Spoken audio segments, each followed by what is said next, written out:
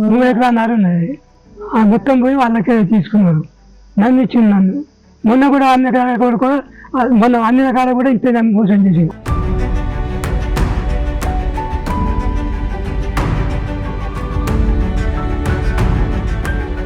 కడుపున పుట్టిన కూతుళ్లే కంటిపాపలా చూసుకుంటారు అనుకుంటే తండ్రికి తేరుకోలేని షాకిచ్చారు.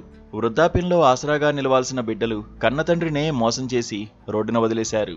అనారోగ్యంతో బాధపడుతున్న తండ్రికి వైద్యం చేయిస్తామని నమ్మించి కోట్లు విలువ చేసే ఆస్తిని తమ పేరిట రాయించుకుని నడిరోడ్డుపై వదిలేశారు.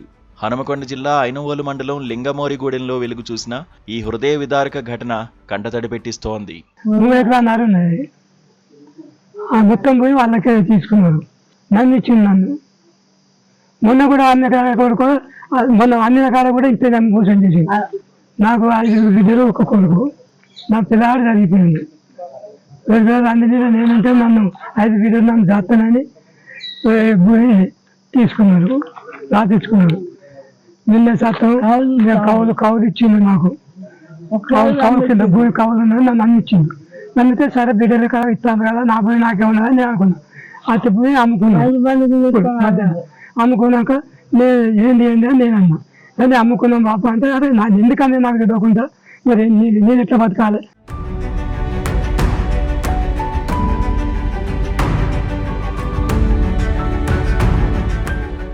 గజ్జెల్లి సమ్మయ్యకు 5 కుమార్తెలు, 1 కుమారుడు ఉన్నారు. అయితే కొన్నేళ్ల క్రితం కుమారుడు చనిపోవడంతో కోడలు, మనవడే ఆయన బాధ్యతలను చూసుకుంటున్నారు.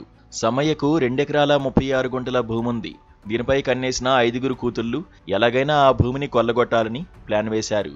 2020 కరోనా సమయంలో సమ్మయ్య అనారోగ్యానికి గురికాగా ఆసుపత్రికి తీసుకువెళ్తామని చెప్పి ఆర్డీఓ ఆఫీస్కు తీసుకువెళ్లారు. అమాయకుడైన తండ్రిని నమ్మించి గిఫ్ట్ డీడ్ ద్వారా ఆ 2 ఎకరాల 36 గుంటల భూమిని 5 కూతుళ్లు తమ పేరిట రిజిస్ట్రేషన్ చేయించుకున్నారు. తనకున్న భూములను తన కుమార్తెలు అక్రమంగా తనకు హాస్పిటల్ తీసుకుపోతున్నామని చెప్పి రిజిస్ట్రేషన్ చేసుకున్నారు. అటు రిజిస్ట్రేషన్ రద్దు చేసి తనకు న్యాయం చేయమని మా దగ్గర కోరిండు. దాని మీద మేము రికార్డును పరిశీలన చేస్తే ఆయన 2020 దాదాపు రిజిస్ట్రేషన్ చేసినట్టు పాస్బుక్స్ కూడా వాళ్ళ పిల్లలకు ఉన్నాయి. వాళ్ళు కూడా వేరే వాళ్ళకు రిజిస్ట్రేషన్ చేయడానికి స్లాట్ బుక్ చేసుకోవడం జరిగింది శుక్రవారం రోజు. దాన్ని మేము ఆ స్లాట్ని ఆపినాం. ఎందుకంటే వాళ్ళకి ఆల్రెడీ అతనికి కొడుకు కూడా ఉన్నాడు, కొడుకు జరిగిపోయిండు. ఆయన కూడా వచ్చి అయితే ఇప్పుడు మేము అటు స్లాట్ను కూడా రద్దుపరచడానికి ఆర్డీఓ గారికి లెటర్ పెట్టినాం. సీనియర్ సిటిజన్ యాక్ట్ ప్రకారం వాళ్ళను ఆర్డీఓ గారి దగ్గర దరఖాస్తు చేసుకోమని కూడా నేను వాళ్ళకు రిటర్న్గా గ్రీవెన్షియల్ పిటిషన్కు రిటర్న్గా మనం 31/7 ఇవ్వటం జరిగింది. భూమి తమ చేతికి రాగానే కూతుళ్ల అసలు స్వరూపం బయటపడింది. ఆ క్షణం నుంచే తండ్రిని పట్టించుకోవడం, ఆలనా పాలనా చూడడం పూర్తిగా మానేశారు. కూతుళ్ల మోసాన్ని, కర్కసత్వాన్ని ఆలస్యంగా గుర్తించిన ఆ వృద్ధ తండ్రి గుండెలవిసేలా ఏడ్చాడు. తనకు జరిగిన అన్యాయంపై ఐనవోలు ఎంఆర్ఓ కిరణ్ కుమార్ ముందు కన్నీటి పర్యంతమయ్యాడు. ఆసుపత్రి అని చెప్పి మోసపూరితంగా చేసుకున్న రిజిస్ట్రేషన్ను రద్దు చేసి తన భూమిని తనకు తిరిగి ఇప్పించాలని వేడుకున్నాడు. అలాగే తనను ఆదరిస్తున్న కోడలు, మనవడికి న్యాయం చేయాలని ఎంఆర్ఓను విజ్ఞప్తి చేస్తున్నారు.